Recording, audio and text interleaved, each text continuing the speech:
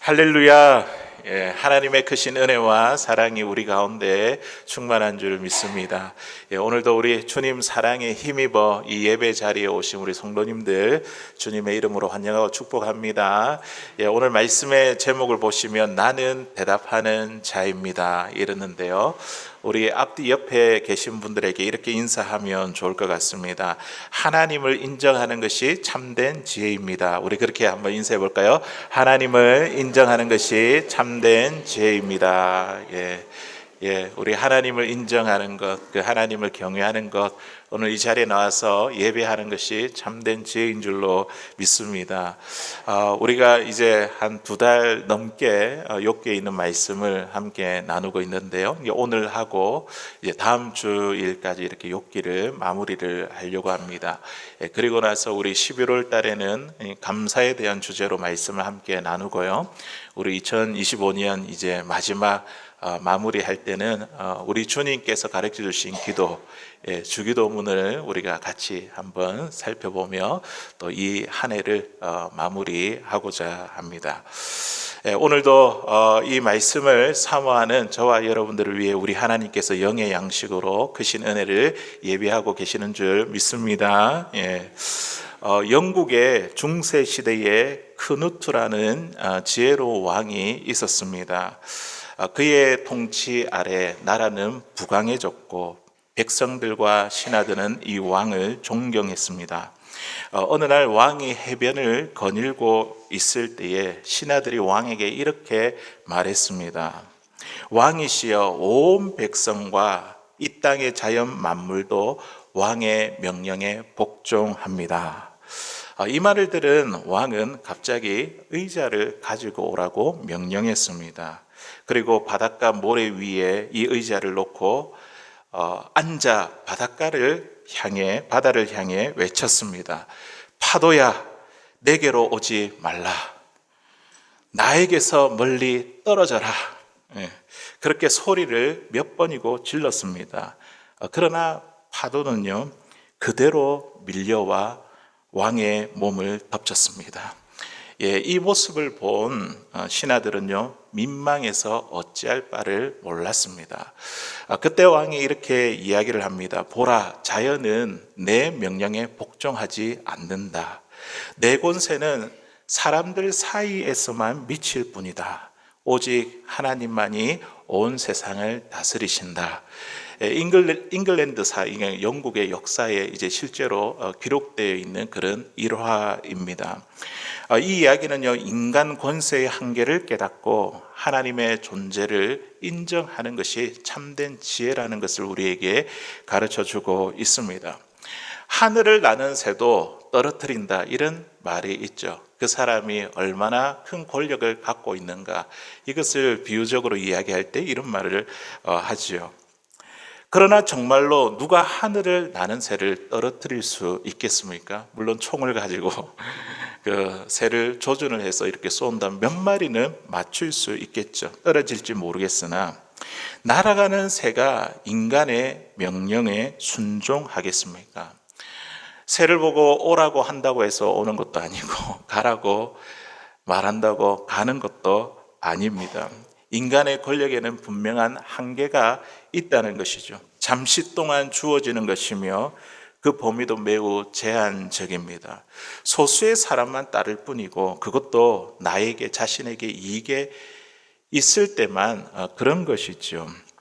우리는 때로는 어떤 일을 이루고 나서 참 희열을 느끼지 않습니까? 세상을 다 정복한 듯이 모든 것을 다 할 수 있는 것처럼 그렇게 느낍니다. 그런데 내가 대단한 것 같아도 현실을 바라보면요, 우리는 감기 하나도 제대로 막아내지 못하고 작은 질병 하나에도 쉽게 흔들리는 존재가, 이 연약한 존재가 바로 우리들입니다.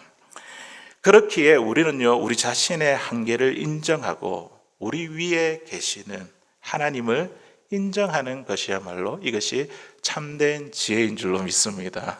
오늘 말씀에서 그 참된 지혜를 참 깨닫게 합니다. 이제 하나님은요, 드디어 욥에게 나타났습니다. 그리고 그에게 말씀하고 계시죠. 우리 본문 1절에 있는 말씀 우리 같이 한번 읽어보도록 하겠습니다. 시작. 그때에 여호와께서 폭풍우 가운데서 욥에게 말씀하여 이르시되. 아멘. 그때에 우리 하나님이 언제 나타나셨습니까? 그때라는 것은요, 앞에 있었던 수많은 이야기와 사건들을 다 포함하고 있는 것이죠. 욥의 그 세 친구들과 이 세 차례에 걸쳐서 긴 논쟁을 하게 되었고, 그 후에 누가 나타났죠? 엘리후가 나타나가지고, 젊은 엘리후가 다 듣고 있다가 그러면서 하나님의 공의와 주권에 대해서 또 긴 연설을 했습니다. 인간의 모든 소리가 멈춘 순간에, 그때에 하나님이 말씀하신 것입니다. 인간의 지혜가 더 이상 해답을 내어놓지 못할 그때에 하나님이 지금 말씀하신 것이죠. 그런데 그 말씀이 지금 어디에서 임하게 되었습니까? 폭풍 가운데서 그 말씀이 임하게 되었습니다. 이 폭풍이라는 것은 하나님의 임재를 상징하는 것이죠. 하나님의 능력, 위엄, 하나님의 임재를 상징하며 동시에 그분의 말씀의 절대적인 권위를 나타냅니다. 성경에 이제 이런 장면들이 나옵니다. 하나님 말씀하실 때 그냥 말씀하시는 것이 아니라, 광야의 이스라엘 백성들도 시내 산에서 하나님의 음성을 들을 때에 보니까 폭풍과 번개와 우레와 나팔 소리가 울려 퍼졌습니다. 또 우리 요한계시록에 보면 사도 요한은요, 환상 가운데에 주님의 음성을 듣게 될 때, 부활하신 주님의 음성을 듣게 될 때에 그가 그 음성을 뭐라고 표현을 했냐면 많은 물소리와 같다. 우리 그 폭포가 떨어지는 그 물소리를 들어본 적이 있습니까? 정말 귀가 아프지요. 옆에 있는 사람과 말을 하려고 해도 내 말이 들리지 않습니다. 주님의 음성이 마치 이와 같은 많은 물소리와 같다. 이 소리는요, 모든 소리를 압도하는 하나님의 음성이라는 말입니다. 오늘 하나님이 폭풍우 가운데 욥에게 말씀하신다는 것은요, 그분의 음성이 세상의 모든 소리 위에 군림하시는 절대적인 권위를 갖고 계심을 의미하고 있습니다. 지금까지 욥도 이야기하고 세 친구도 막 이렇게 이야기를 했잖아요. 그리고 엘리후도 이야기했는데, 이 하나님의 소리는 이 모든 소리를 잠재우고 압도하는 소리, 음성입니다. 그분의 말씀은요, 우리를 압도하고 그분의 권위 앞에 우리는 겸손히 엎드릴 수밖에 없습니다. 우리가 아무리 큰 소리를 외친다 하더라도 그분의 말씀 앞에서는 우리는 잠잠할 수밖에 없다는 것이죠. 하나님은 욥에게 나타나서 이렇게 말씀하지 않으셨습니다. 욥아, 네가 지금까지 이런 질문을 했구나. 이제 내가 그 이유를 설명해 주겠다. 너가 고난받는 이유는 점점점 이런 것이야. 이렇게 하나님이 이야기하지 아니했습니다. 오히려 오늘 말씀해 보니까 하나님께서 욥에게 질문을 하고 계십니다. 질문. 지금까지 욥은 하나님께 많은 질문을 던져왔습니다. 왜 나에게 이런 일이 일어나는가? 나는 아무런 죄가 없는데 왜 나에게 이런 고난이 찾아왔는가? 도대체 내가 무슨 잘못을 했는가? 하나님께 수많은 질문을 퍼부었습니다. 그런데 이제는 상황이 바뀌었습니다. 하나님이 오히려 욥에게 질문을 하시니 욥에게 있어서 이것이 참 엄청난 충격이지 않겠습니까? 내가 질문했는데 하나님이 지금 질문하고 계시니까요. 하나님께서 욥에게 질문하는 오늘 38장의 이 장면을 보면서 우리는요, 한 세 가지를 깨달을 수가 있습니다. 첫 번째는요, 질문자는 하나님이십니다. 질문자는 누구라고요? 내가 아니라 하나님이십니다. 우리가 자주 오해하는 것이 있습니다. 마치 내가 질문자이고 하나님은 내 질문에 대답해야 되는 분이라는 생각입니다. 그러나 성경에는 정반대로 이야기하고 있는 것이죠. 질문자는 하나님이시고 우리는 대답해야 되는 존재라는 것입니다. 참된 신앙은요, 하나님께 질문하는 데 있지 않고 그분의 질문 앞에 서 있는 데 있습니다. 20세기 최고의 기독교 변증학자라고 불리는 C.S. 루이스, 이 그분의 글에 에세이에 이런 글이 있습니다. 피고석의 하나님, 재판 받으시는 하나님. 우리 하나님 재판장이신데 재판 받으시는 하나님, 피고석의 하나님, 이런 글이 있습니다. 그 글에서 C.S. 루이스가 이렇게 이야기합니다. 과거의 인간은 자신이 죄인으로서 하나님의 심판대 앞에 서 있다고 생각했는데 현대인은 정반대로 하나님을 피고석에 세우고 인간이 재판관 자리에 앉아 있습니다. 이게 무슨 이야기일까요? 옛날 사람들은 하나님 앞에 주여 저의 죄를 용서하소서 이렇게 엎드렸지만 오늘날 사람들은 하나님을 피고석에 이렇게 세워놓고 막 질문을 하는 겁니다. 하나님, 세상에 왜 이렇게 고통이 많습니까? 왜 이 고통을 허락해 주셨습니까? 한번 설명해 보십시오.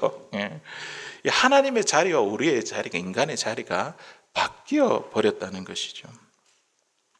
C.S. 루이스는 이것이 매우 위험한 사고방식이라고 경고했습니다. 왜냐하면 인간은 질문자가 아니라 대답하는 자이기 때문입니다.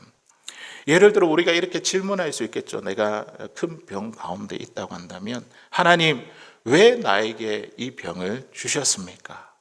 그 이유가 무엇입니까? 우리가 이렇게 질문할 수 있습니다. 그러나 사실은요, 하나님이 우리에게 이렇게 대묻고 계시는 것이죠. 너는 이 질병 앞에서 어떻게 대답할 것이냐? 이 질병 앞에서 네가 어떤 태도를 취할 것이냐? 너는 이 질병 가운데서도, 고통과 고난 가운데서도 나를 신뢰하겠느냐? 이 아픔 속에서도 나를 여전히 선하다고 고백하겠느냐? 내가 침묵할 때도 너는 나를 믿을 수 있겠느냐? 이러한 질문에, 이러한 하나님의 질문에 응답하는 것이 바로 참된 신앙의 시작입니다. 우리는 우리 동포인 북한을 바라보며 참 그 주민들을 바라보며 하나님, 왜 저들은 저렇게 압제를 당하고 죽을 고생을 합니까? 왜 저들은 왜 구해주지 않습니까? 저 아프리카에 참 굶어 죽는 그 사람들 왜 돌보지 않습니까? 우리가 하나님께 막 질문을 던지지 않습니까? 그러나 하나님은 오히려 우리들에게 대묻고 계십니다. 너가 미국에서 안전하게 평안하게 살아가는 이유가 무엇이냐? 너는 이 사실에 대해서 어떻게 응답할 것이냐? 하나님은 오히려 우리에게 묻고 계시는 것이죠. 결국 우리는요, 모두 언젠가 하나님 앞에 서게 될 것입니다. 오늘 욥처럼 하나님 앞에 서서 직접 이야기할 때가 올 것입니다. 그때 하나님은요, 우리의 인생에 대해서 이렇게 물으실 것입니다. 너는 살아가는 동안, 너의 생애 동안 나를 어떻게 믿고, 나를 어떻게 사랑하며, 나를 어떻게 순종했느냐? 우리 주님 물으시는 거죠. 우리는 이 하나님의 질문에 대답해야 되는 존재입니다. 우리가 이 사실을 깨닫는 것은 때로는 부담스럽지만, 내가 대답해야 되니까 참 부담스럽지만, 동시에 우리가 이런 대답해야 된다는 이 존재로 내가 살아가야 된다는 것을 알게 되면요, 우리는 이 땅에서 제대로 우리의 인생을 살아갈 수 있습니다. 왜냐하면 하나님 만나서 대답해야 되니까. 두 번째로 하나님의 질문이 하시는 이 장면을 보면서 하나님은요, 내가 직접 대답하기를 원하십니다. 다른 사람이 대신 대답하는 것이 아니라 내가 하나님의 질문에 직접 대답하기를 원하십니다. 우리 본문 3절에 있는 말씀 우리 같이 한번 읽어보겠습니다. 시작. 너는 대장부처럼 허리를 묶고 내가 내게 묻는 것을 대답할지니라. 아멘. 직접 대답해라. 내가 내게 묻는 것을, 욥에게 너는 대답할지니라. 하나님은 욥에게 질문을 하고 그 대답을 직접 듣기를 원하셨습니다.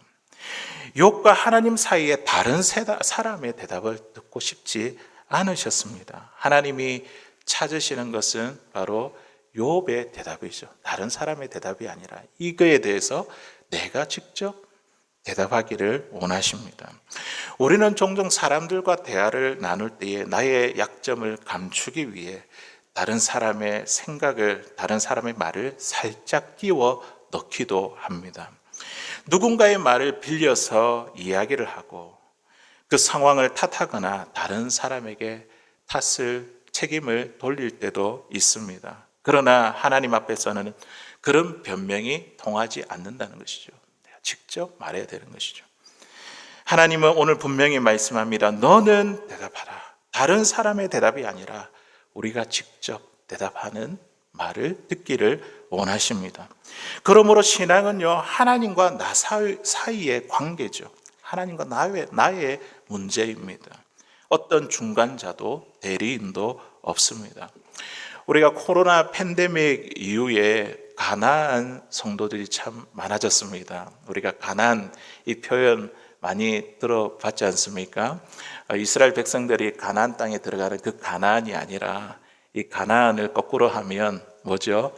안 나가 부드럽게 이제 표현을 해서 가나안 성도라고 하는데 안 나가 성도들이 많다는 것이죠. 그 이유를 들어보면 다양하죠. 교회에 대한 실망이나 상처, 피로감 등으로 인해서 교회 공동체를 떠난 경우가 많습니다. 또 어떤 분은 이렇게 이야기하죠. 내가 사람들에게 상처받기 싫어서 나 또한 그 사람에게 또 상처를 줄 수 있으니까 오히려 혼자서 영상을 보면서 예배 드리는 게 낫다, 이렇게 이야기하시는 분들도 있습니다. 물론 그런 마음에는 나름의 이유가 있습니다. 그러나 우리가 한 가지 꼭 기억해야 될 것이 있습니다. 너는 대답할지니라. 이게 우리가 하나님께 직접 대답해야 되죠. 예배에 또 그 공동체에 참여하지 못하는 이유를 우리 각자가 대답해야 됩니다. 다른 사람이 뭐라고 대답하든 이게 중요하지 않습니다. 내가 신앙 공동체에 들어가지 못하는 이유가 무엇인가? 너의 입장은 무엇인가? 나에게 직접 대답하라. 우리 하나님 말씀하시죠. 하나님, 제가 교회 가고 싶지만 이런저런 사정 때문에 오늘도 영상으로 하나님께 예배를 드립니다. 이런 하나님 앞에서 대답하는 과정을 거친 다음에 이제 우리는 자유로울 수 있는 것이죠. 그러나 아무런 대답 없이 다른 사람들도 그렇게 하니까 나도 그렇게 하는 그 태도로 신앙을 습관처럼 흘러보내서는 안 됩니다. 신앙생활에서 중요한 태도는 너는 대답하라입니다. 우리가 기도하고 또 성경을 읽고 전도하고 헌금하고 봉사하는 이 어떤 일 가운데서도 다른 사람들이 어떻게 하나, 우리는 여기에 너무 크게 휘둘려서는 안 됩니다. 상황이나 사람을 기준 삼지 말고 하나님 앞에서 직접 대답하는 태도를 우리는 가져야 됩니다. 이것이 바로 하나님이 원하시는 믿음의 삶인 줄로 믿습니다. 마지막 세 번째, 하나님께서 욥에게 질문하시는 이 장면을 통해서 우리가 깨달을 수 있는 것은 우리 하나님이 어떠한 분이신가? 위대한 창조주이십니다. 그거를 오늘 본문 4절부터 마지막 41절까지 쭉 이야기를 하고 있는 것이죠. 우리 일단 2절에 있는 말씀 같이 한번 읽어보도록 하겠습니다. 본문 2절입니다. 시작. 무지한 말로 생각을 어둡게 하는 자가 누구냐.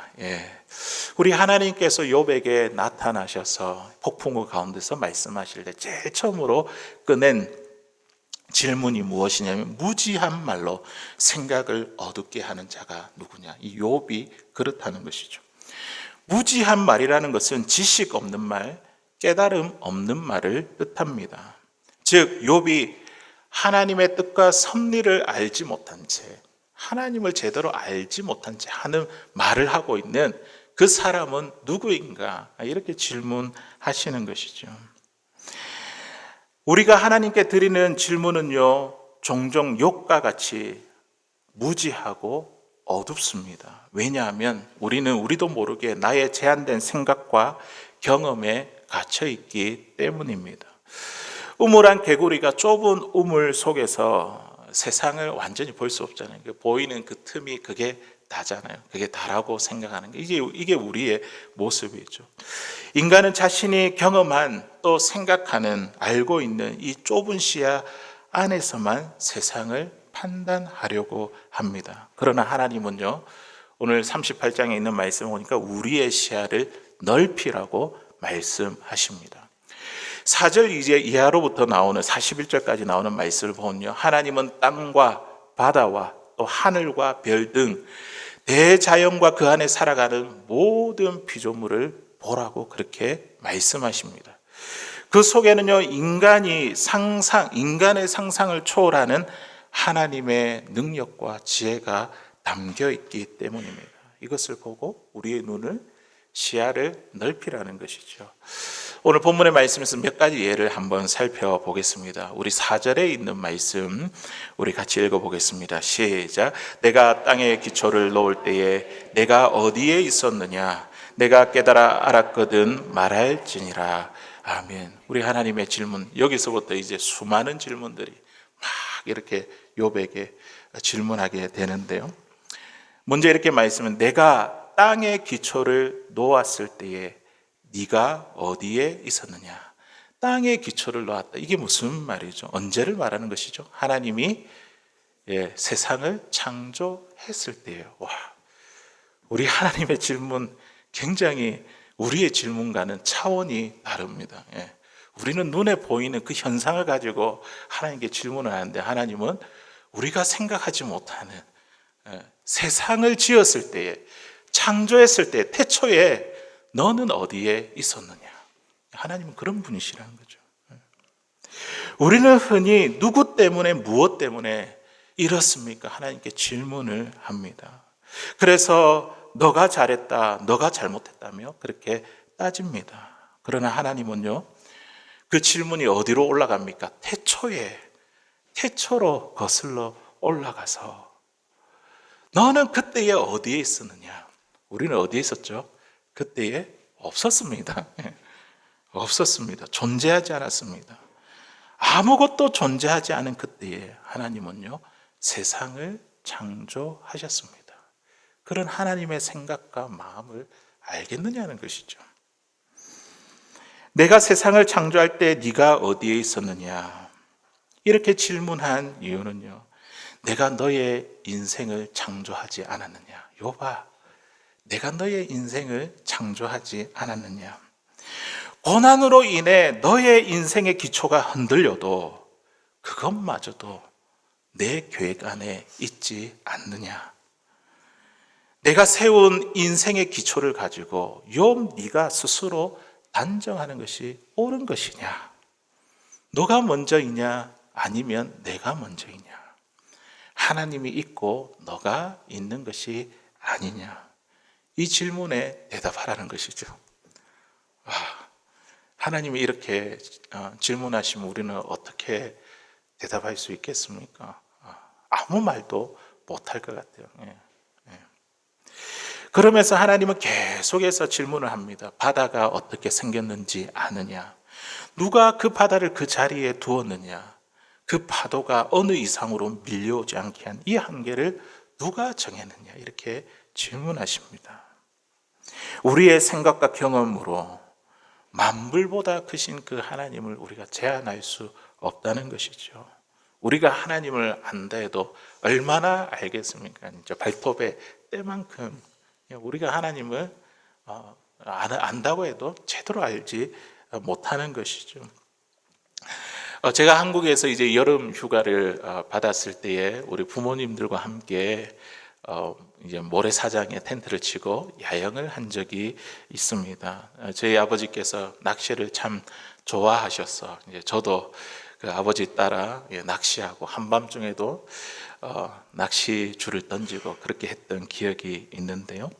그렇게 즐거운 시간을 보내고 나서 이제 텐트에 들어와서 잠을 자는데 갑자기 비가 내리고 바람이 세게 불었습니다. 물이 텐트 가까이까지 들어오게 되었습니다.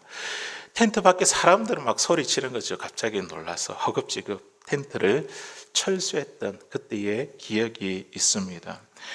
강한 바람과 높은 파도가 몰아칠 때 그 속에서 텐트에서 하룻밤을 보낸다는 것은요, 정말 두려운 일이죠. 무서운 일이죠. 그런데도 그 다음날 되니까 사람들이 모래 위에 다시 텐트를 짓더라고요.